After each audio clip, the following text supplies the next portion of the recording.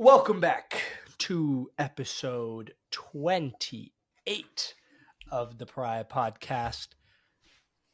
I mean, what a day. Look, out of respect for my dear friend who has decided to show up today, I'm going to keep this part brief. But just moments ago, the game between Arsenal and Chelsea at Emirates Stadium concluded, and it ended in a 5-0 victory for Arsenal over Chelsea. I mean, that was footballing ecstasy, I think, from Arsenal fans' point of view. They say that wins can energize players when they're tired. They say that tired is a mentality. And I think for the whatever title charge we have left, that was a perfect result. But that aside, I think today as a game isolated, it couldn't have gone much better. Like, we got an early goal, sure. I think it being kind of close in the first half made the win even sweeter because we knew that Chelsea were, not a side that kind of rolled over for us to beat. And I know it seemed that way, but that first half, you guys totally competed. And then just to see the goals go in, like prior to our previous game, it had been almost 2.5 games straight without Arsenal seeing the back of the net. So for us to get 5 goals today with chances for even more, I'd say, super duper satisfying. We did have a correspondent out there. Shout out to Aziz, who was at the Diamond Lounge at Emirates Stadium, getting to dine and wine on a amazing Arsenal win. No wine. Astaghfirullah, he does not partake in that. Just a saying. Listen, Faris, I'm not going to make this too long. Let's just rip the Band-Aid off. Give me your thoughts. Thoughts on this one. This one feels different from the other losses I've had to come on here and represent. Even like that Liverpool 4-1 comes to mind. Yeah. But this one, I can't do it anymore, dude. I can't with this team, man. What was it? 2.5 months of not losing? Yeah, they were 2.5 months undefeated in the Premier League. That was crazy. I mean, let's build it up, right? You were 2.5 months defeated on the Premier League. You were in the semifinal of the FA Cup. Yeah. You made it to, I believe, the final of the League Cup. Like, on paper, bro, like, season's not been horrible. I don't know, dude. Today, I think, was just, again, a culmination of a lot of issues. That it's never just been a one-off of like, oh, this is the exact reason why we're not good anymore. I thought, the squad today was, poor, even though sure we're missing a few guys, but like we've been playing without these injuries for a minute and we haven't put out a performance that bad in a long time. I just thought watching that first half, like the way we were set up was inviting goals, was basically saying, please come run through us and get shots on target. And I think we were just defending okay. We were getting a few chances in transition, nothing concrete. I don't know if we had a shot on target that first half. Going to halftime, you come out and then you get embarrassed. I don't know what else to say. It's really embarrassing. Really, yeah, we pulled your pants down. I'm not going to hold you. My feeling with the club right now is like really low. I don't know. That one's gonna sting for a bit. Look, let's focus on some positives, right? If we can. You had 56% possession against Arsenal. Yeah. Stop it right there. Okay, a side that dominates the ball, especially at home. For you to have the lion's share of possession is crazy. You had 1.6 xG to our 3.3. So maybe the finishing flattered us, which is crazy to say. You're right that you only had one shot on target all game. You actually made more accurate passes than we did. You passed better than us by 100. Yeah, you can't read the stats right now and tell me. By 100. We all watched that game, dude. We all watched that game. There's not one stat that can be like, you know what, there's something to take away from it. Though, I'll say, like you said that you leaked chances that first half. Bro, we leaked chances that first half. I think this game could have gone a different way very easily. I really think so. You don't think so? I don't think in the slightest we were going to win that game in any instance.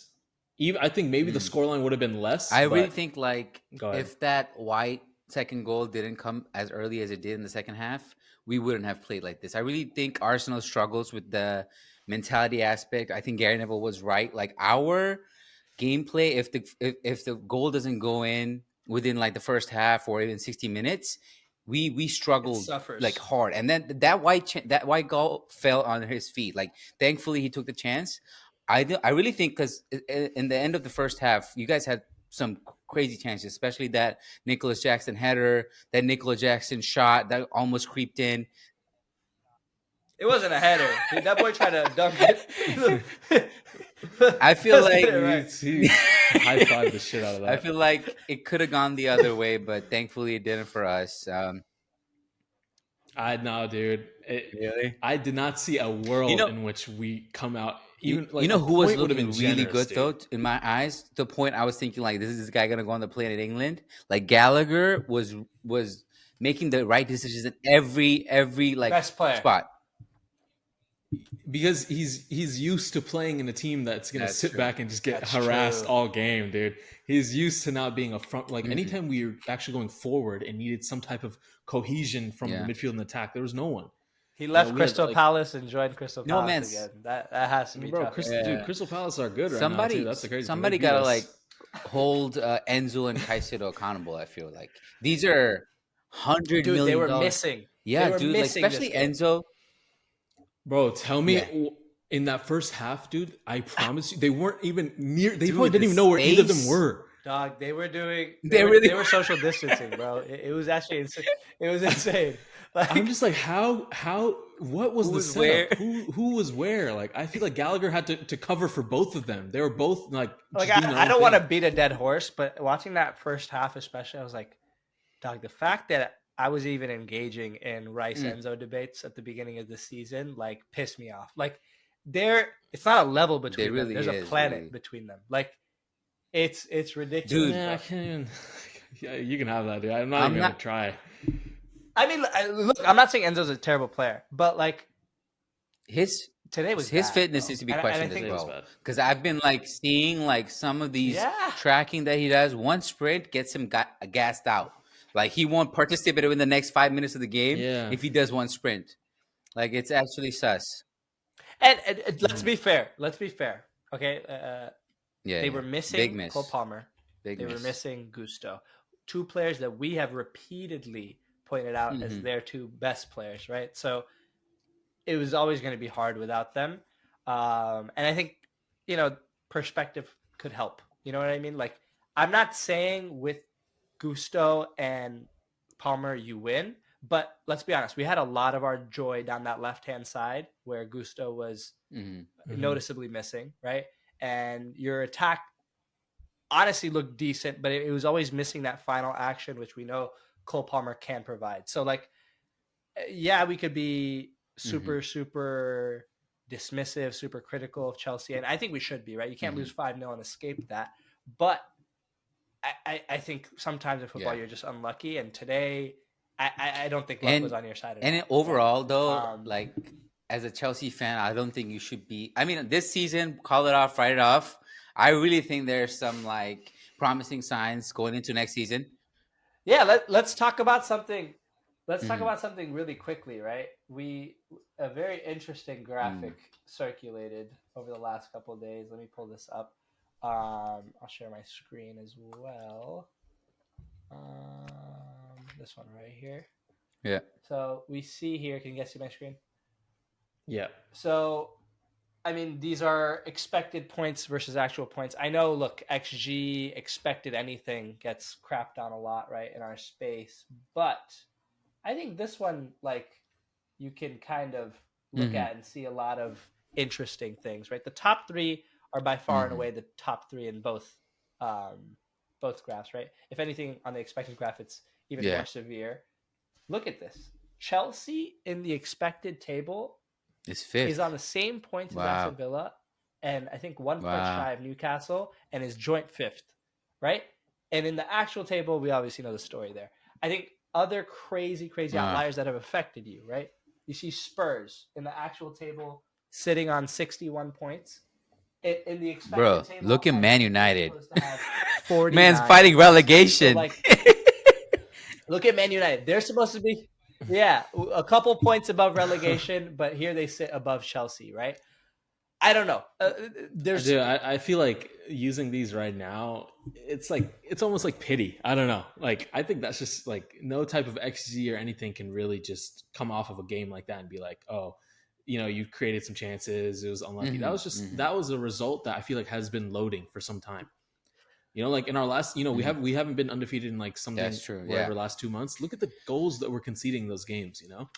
2 goals, 3 goals, 3 goals, 2 goals, like multiple goals. And like, sure, we were matching that output. We were getting just enough to get out of there. The day like today where maybe something doesn't go our way, we don't get the penalty that we would get early on. We don't get a decision here or there. And the players just completely clueless to will them, I guess, to hang on. And then boom, bang, bang, like down 5-0. Simple. XG and all that stuff, like it wouldn't save us today, dude. Yeah.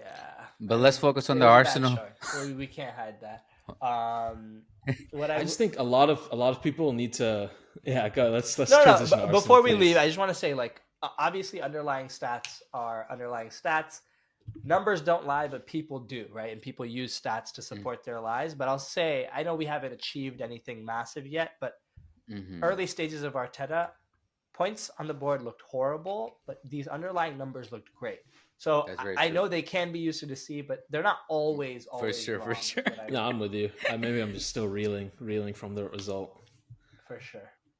But let's talk about Arsenal. I want to give credit to, first and foremost, Leandro Trossard. We can talk about 5-0 all day long. That doesn't happen if he doesn't break the deadlock early. There's that meme going around of Anne Hathaway celebrating his first goal against Wolves. And like her expression there, I think could sum up all Arsenal fans' expression. We know once 0-0 is out of the way, once we have the first, then we lock in. And once we get the second, we really, really lock in. And he's been that difference lately. He's now in the double digits in the league. So is the next person I'm going to give a huge shout out to, Kai Havertz, now on 11 goals. 13th highest score in the Premier League, which I know isn't great, but it's still, I think, more than most expected. Like as you talked about the first and second goals, like I think the stat was said by the commentator where when we go up 1-0 in the halftime, we haven't lost a single game, 100% win rate in like 14 games. That really speaks volumes on the mentality that Arsenal has. And as a player, when you focus on Kai Havertz, I feel like he's the same. The first half was so bad from this guy. Dreadful. When that second goal came in, he felt more comfortable. He was doing things that he was supposed to be doing early on. But there are multiple players in this team that grows on as the game goes on, and we need to change that. We need to change that next year. We need to bring some more solid mentality. Exactly. If this team had a killer, bro, it'd be over. But like I think this Havertz I can't believe he performance. Celebrated, dude. Yeah, he really can't did. Believe he celebrated. He said that peace. That one hurt, bro. He said the first time was so nice, I had to do it twice. Dude, that one I honestly didn't think he would do it, and it hurt. Dude, it hurt. Okay, I do want to ask. I think that first half is the epitome of Kai Havertz, and that second half is also the epitome of like the other side of him, right? Like you could see the lowest of lows and the highest of highs in that game. Is there anything you want to revise on your Kai Havertz take on earlier in the season, Forrest? I'm not saying you have to, but we had a big argument on one of our episodes about this, right? And Aziz was there. I think the takeaway was he needs time, and this was around October. I'm not going to say, oh, look at me, I'm right, because look, I think for a £65 million signing to be a smash hit, right? There's still that first half that exists, right, from Kai Havertz. Yeah. But I don't know. I don't think he was as bad as you guys thought he was. What do you think? I just remember my original take, and I think I still probably feel the same way. Like I know what kind of player he is and what he offers to a team, and I think him moving from Chelsea to Arsenal, the things that he offers maybe got highlighted a little bit more, and people were praising him a little bit more. And I think I was maybe frustrated with that, like okay, the duels and the running and this kind of stuff. But today, I mean, scored 2 huge goals. I don't know if he would have scored the first goal. Right. You guys are talking on like how getting comfortable and the game kind of opened up, heads dropped and stuff. But he's definitely still the player I know him as. And again, from the first half to the second half, sure, he scored some nice goals. I don't think he's a flop. That I don't think I said that originally either. But I'm not like changed on him after today's goals. I don't think, I would, if I were still you guys, I would still say like, a striker would be a good decision to bring in. I agree.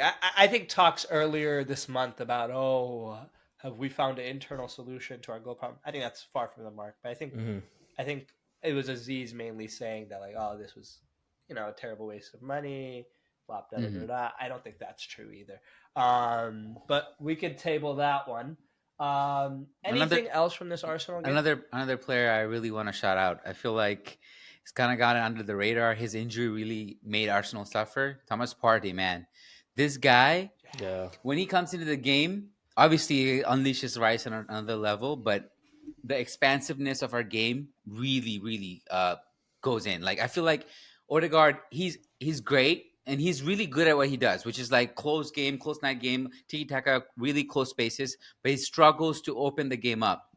Thomas Partey is such a good player alongside of Declan Rice because he's able to string those long passes, open the game up to the wide areas, and he did it so well. And along with his tackles that came in today, I just feel like we credited Jorginho when he came in, slotted in, provided some performances, but like Partey takes us to another level, man. And we really missed him this year. And I feel like if he was here with us, we would have been on another level as well. I think a lot has been made about injuries this season and how Arsenal have supposedly been like lucky. I think part of the reason that narrative exists is because we never really got started with an entirely fit squad, so that when we have a squad of fully fit players, except the two that have been injured since August, people consider that fully fit. But there's two huge pieces in Timber and Partey that have been missing almost this entire time. Today was only the second time that a midfield of Odegaard, Rice, and Partey started, the first being the Community Shield game. So that like puts you in his perspective. We talk all the time about how our left-hand side is inefficient, doesn't work as well. Well, go figure, right? But anyway, we won the game. We have Spurs next. Obviously, it's still not in our hands. Do you guys want to do quick predictions for that Spurs game? I'll start. There's no point in predicting, man. We gotta win. We just gotta win. Yeah, but let's go. Let's go for scorelines, huh, baby? Tottenham 7-0. Hey, yo. Please. I think before the game today, I probably wouldn't have been as confident, just because Tottenham haven't played in 14 days, and we played today. Oh, what? Is that true? Yep. Yeah. What the hell?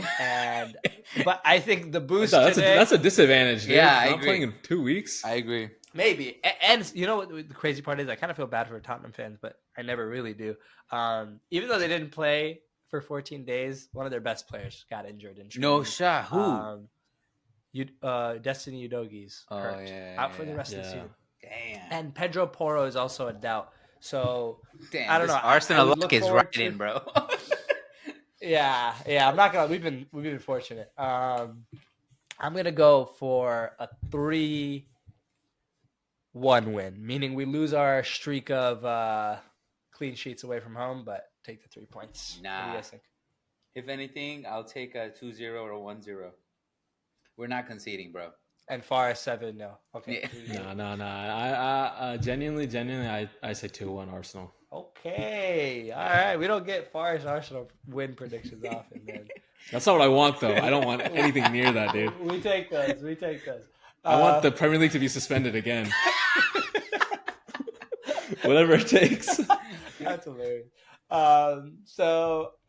So that's one game, right? Obviously, this is a double game week going on. I don't think over the weekend there were any like real surprises that we need to touch on. We can talk a little bit about that Nottingham Forest accusations. You guys saw that? Okay. Yeah, let's talk about it. Right? They played, I believe it was Everton. Everton won 1-0, I think. No, 2-0. But crucially, Forest had 3 pretty much like stonewall penalties go to VAR and not get given. And the reason that's notable is prior to the game, Nottingham had filed not a complaint, just a notice to the FA that, hey, the guy on VAR is a Luton fan. And the reason that's significant is because we are battling Luton in the relegation battle. And then after the game, very boldly, Nottingham Forest tweeted calling out the FA and the PGMOL, basically like calling corruption. I thought, look, a lot has been made about the statement. People are saying it's unprofessional from a club, yada, yada, yada. I agree it's unprofessional, but I don't think the FA or the PGMOL really do anything if you stay within their kind of procedures of filing complaints. Their procedures exist to keep things quiet and keep things from boiling over. I think what Forest want here is a reaction, right? And one that matters. I think realistically they know they're not getting a replay. I think realistically they know they're not going to get given the points, but they want to start a conversation. I think that's admirable. And the last thing I'll add before I pass it over, I think it's really crucial that a club like Forest spearheads discussions about referees. Because when a Big Six team does it, there's too much tribalism, right? When Arsenal puts forth a referee complaint, all the other top 6 fans are going to clown us for it. They're not going to support us because they have a vested interest against us. I know, like Forest, obviously, I don't want to disrespect them here, right? But they're not a club that a lot of people root against. So for sure, when a club like that comes forward, I think it's easier to get behind. Dude, I think with Forest, there's like hundreds of millions of pounds on the line for that club, bro. People's like, jobs. They literally cannot afford to go down with the amount of money they spent in the transfers. They need that prem money, or else like they might not come back up for a long time. So this kind of stuff, like I was watching that game. It was pretty insane to just see, like, you know, Ashley Young do something that he's looking around, like waiting for the call, and then nothing happens. And I was like, bro, is anyone seeing this? It was like he just shot a guy and then walked away. He was like, I don't think Everton. He was wagging his finger, but it was like his eyes were literally like moving so slowly because he was not had any conviction in that. But yeah, dude, like I heard Gary Neville talk about it afterwards, and he was basically laying down the foundation of how to tackle this situation. And he, word by word, said, do basically put the manager on the front line and have him speak and take all the blame, and the club should like basically back his fines or whatever. But when Arteta did the same thing, this guy was walls over, like, why did you do this? Why did you do that? It's so disgraceful. Come on, bro. Let's just focus on this instance, please. I actually don't have a solution. Yeah. Though. Like, is it? I think, you know, they're going to be making more complaints. It's probably not the end of like these Twitter like tweets, you know, making messages out to PGMOL and all that. So, but I don't know what they can do. You know, if they go down, like, you could literally be like, oh, this game probably would have saved them. You know, it's so tight there, dude. That like. I get it. I get the reason why you want to tweet, and then the response by the FA was kind of just like too formal. Forget the club, bro. I've seen so many like documentaries about this. The people that lose their jobs when clubs get relegated are like your cook, your I don't know, like your janitor, like these people that live regular lives, having their livelihoods decided because some guys in a black kit and black shorts want to act like they're better than everyone else, right? Like I think the thing that's most frustrating is this arrogance from referees that they're never wrong.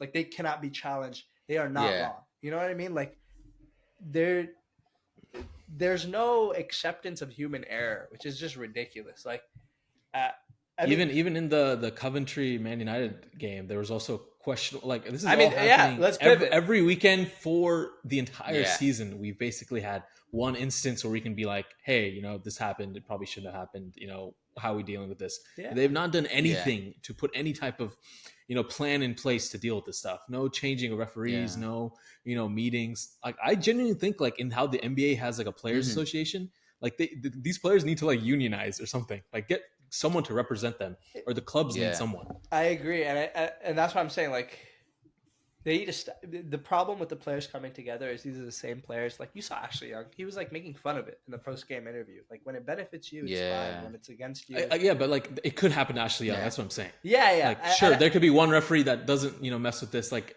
as a whole, as a collective, there has to be some type of approach. I don't know how you can keep letting this go on.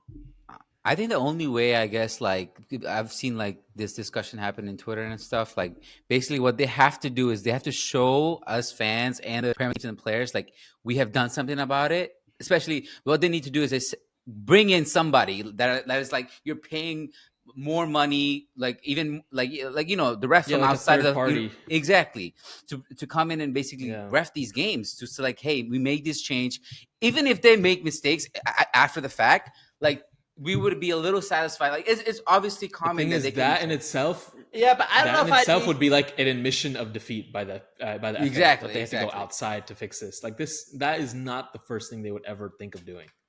Yeah. Unfortunately, I also don't know if just bringing in a guy from outside is gonna help. I think some like immediate fixes is like we should be able to hear the VAR room. Right, like there's no reason we shouldn't be able constantly, to right? Like even in the stadium, live. In the stadium, in the game. And I like the idea of like a referee explaining the decision after it happens, like NBA style. Exactly. Like little things just for transparency. Like you guys don't have to be this black box that's ominous. And away from us. Like the reason the fans feel so disconnected is because you keep this gap. Just take it away, and I think. And it doesn't affect the amount of time it takes for these decisions. Like the VAR is still like 5-10 minutes. Yeah.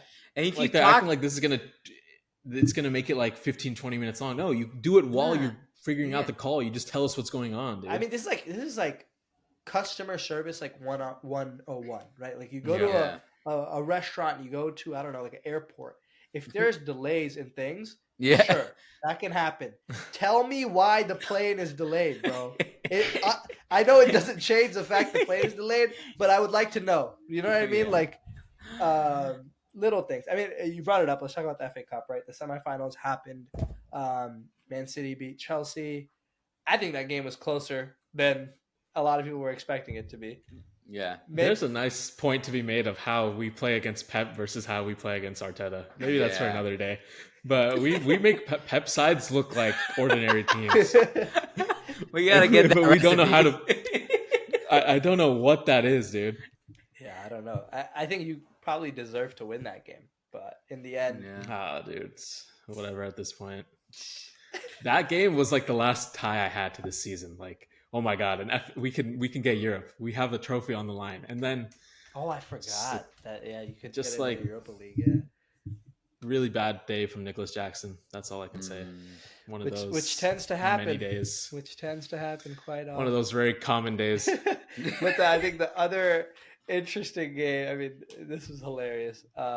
United obviously took on Coventry, and a lot of people were like memeing saying Coventry were going to win, but I don't think anyone actually like would have predicted it prior to the events that went down. United go up 3-0. Wow. And then out of nowhere, Coventry equalize 3-0. And in the final minute of extra time, they score again. And it's disallowed. And I can't believe they took that from us, dude. Dude, the crowd reaction at that goal was one of the best ever. That's probably the single best argument against VAR you ever put up, because that was real limbs, dude. That was insane. Someone said City fans are going to use this clip and just say it's them. That's heartbreaking, dude. Absolutely heartbreaking. Dude, not to sound like Ten Hag, I think they drew the lines wrong. That line is going over Bisaka's foot. It really was. Look very closely. Yeah. It's like going over his laces, which is not how you draw the line. Anyway, it goes to penalties, and Coventry falls short. And Anthony celebrates like a madman. Ten Hag talks about Arsenal as post-game presser. That's why. This is like vintage United stuff. I wish nothing but sadness and failure on that club, bro. Really. Yeah, like honestly, to knock out the Cinderella team and just be so. I mean, look, I don't want to celebration police, but there's celebrating and then there's being like a dickhead, and I think they were being a dickhead. it's just not nice. But obviously, like that's our perspective. Anything else? I think if Coventry or United went through, the end result is probably still going to be the same. I think if anything, the victory will be a little bit more convincing for City now, just because they don't have that magic factor going against them. And the last topic for today. I mean, there's a third club in the title race which we haven't talked about at all today, Liverpool. Mm-hmm. Let's not talk about the results. We all know Klopp is leaving at the end of the season. And for a long time, people thought that his replacement would be a Portuguese man by the name of Amorim. I hope I'm saying that right. But reports came out over the weekend that won't be happening, and that Amorim is instead discussing things with West Ham. We could talk about West Ham. I think that'd be a great move for West Ham. We're not going to talk about that. But that leaves the manager position wide open for Liverpool. Two names being talked about heavily. It's this guy named Slot, who I know nothing about. And the one I want us to explore, Jose Mourinho was in attendance against their game against Fulham. Bears just keep getting daggers after daggers. I just think... There's you don't think so? He's a slut. He's a slut for club. He would go there. I cannot see them bring him in, dude. That would be. Dog, this is a vintage Mourinho play. When he's unemployed and he wants a job, he starts going to random games. What business does Jose Mourinho have at a Liverpool Fulham match? What could he possibly be doing there? I think he wants a job. He was coming to Arsenal games. Was Unai Emery was at the end of his time as well.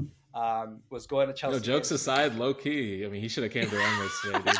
Low key. No, I'm just kidding. Low key. I'm just playing. I don't think you're playing, to be honest. I think you take him back. If I gave you him or Tuchel today, oh my god, I think you take him. I'd take both. Yeah. And I don't know. I think Mourinho and Liverpool would be an interesting combo. Two of the most hated things in football linking up. I can't see it working, dude. Maybe until Xabi Alonso finally agrees this guy is good. The reason I see it working is I think Liverpool have pieces. Yeah. And I think what Mourinho excels at is best. Taking players to their extremes, whether that be worst possible form they've had in their career or the best. I think we could see 60 goal a season Nunez. Mourinho, bro. I think it takes a force like that to unlock a player like him. But I recognize the Slot guy because he was one of the guys we interviewed. Oh, pre-Pochettino, yeah. Damn. We interviewed Ange and him before we chose Poch. You interviewed Ange Postecoglou? Yeah, he was on the short list. He's like, Postecoglou. What's his actual name? What's his actual name? Single-handedly. Nah, Nibs. That is the best way to slander Tottenham ever. Just completely don't even know the guy's name. Postecoglou. That is crazy. How do you say it? I think Postecoglou. Yeah. Yeah. Only. But yeah, dude, we interviewed him and the Slot guy, and then I think there was a bit of infighting on the board and the directors who they wanted. But I don't know much about Slot. I know he's bald. I know he's from the Netherlands. Doesn't bode well. Two hideous twins. That does not bode well. If he plays like that possession tiki-taka type, that might be a dream for the Liverpool fans. So I don't think that works out. I think it's more likely for them to go hipster manager than Jose too. I think that's just like that is true. Michael Edwards' blueprint. So it's probably going to be Slot, but it's fun to dream. That concludes this week's episode. Giveaway still open for that little thing in the back, but you're not going to see a clip of this because TikTok be banning those. We got to find creative ways to market this. Anything else from you guys before I wrap? Yo, Pochettino press quotes are coming. Oh, out. I'm excited. The team showed a lack of capacity to resist. What in the hell does that mean? He said, "Fuck attacking. We just need to resist the goals." We did it. Oh, no. A lack of capacity to resist, bro. Ain't no way, dude. Somebody said Palmer saw Arsenal on the calendar, and he said it's not letting him stay in his CB. That's hilarious. Oh man. Yeah, no. Arteta says he has sympathy for us, dude. Ain't no way, bro. Oh God. Dude, we're actually mid-table, dude. What's mid-table, dude? What's the table looking like? Are you gonna make Europe now? Hell no. I Oh don't think so. no, they might. Europe is what, 7th? We're 3 points off 7th. But your fixtures look rough, brother. I'm not gonna hold you. The fixtures are rough. Let's just see the rest of the matches very quickly. Villa, Spurs. Oh no, then it eases up. The next two are rough. Yeah. What about for Man United? Because I think that's the biggest contender you have. Burnley, Crystal Palace, Arsenal, Newcastle, Brighton. That's hard. Their last 3 are tougher. Yeah. And they got 2 relegation race. Yeah. And they have the FA Cup final to worry about. And like this new super team, Crystal Palace. What the hell? I know. Those guys are hooping, bro. Quick shout out Elise and Eze. Goodness, bro. They just spawned those players, I feel like. But yeah, that concludes episode 28. Keep watching football. Forget the podcast. There's a lot of cool stuff going on right now. Throw us on the background and a long car ride. I don't know, whatever you want. We'll see you hopefully sooner than next week. But until next time, bye-bye. Very soon. Peace.